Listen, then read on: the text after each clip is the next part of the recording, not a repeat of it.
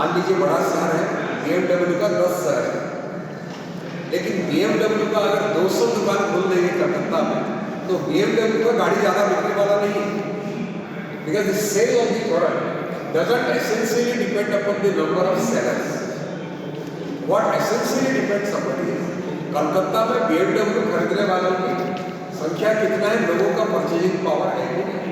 Government wants to increase it to 2000 and therefore they want to bring down the equity capital.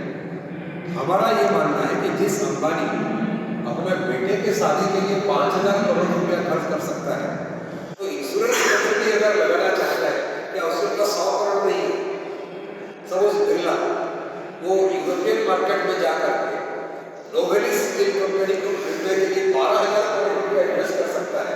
हमारे यहाँ क्या 100 करोड़ नहीं है. So this is an eyeglass. Because insurance is a complex market, financial market is a complex market. आम लोगों को ज़्यादा जानकारी नहीं रहता है. So keeping the public in dark, the government wants to take advantage of it. So that's why we want to take the advantage of the public through it. In the bill that we are planning to introduce in Parliament in December, there is a proposal that they want to bring down the minimum capital that is required to set up an insurance company.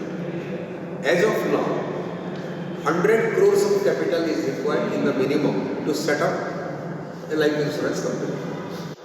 The government says that 100 crore is big amount, and the capitalists in India, they don't have that much of money to invest and set up an insurance company.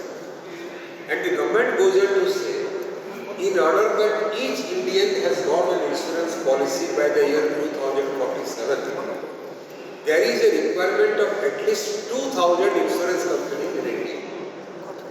And in order that the number of companies be raised to 2000, there is a need to bring down the equity capital. Our understanding is that increasing the number of players is not going to bring about improvements in insurance or any other industry.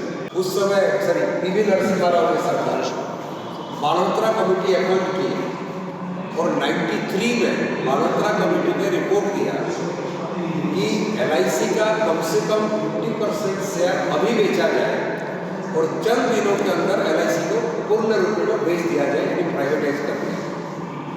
हम खुशनसीब हैं कि हमारे हिंदुस्तान की विशेष करके जो छोटे media, बड़े corporate घरानों का मीडिया के बारे में नहीं बोल रहा, स्थानीय रूप से जो मीडिया है, हमारे पॉलिसी होल्डर और भारत की आम जनता ने हमें जो मदद दिया है, 94 से जो संघर्ष हम लोगों ने किए हैं, पूरे दुनिया में जो संभव नहीं हुआ है, लगभग 25 साल तक LIC का प्राइवेटाइजेशन को हम लोग रोक करके रखे हैं और 25 ईयर्स हम लोगों को सफलता मिली.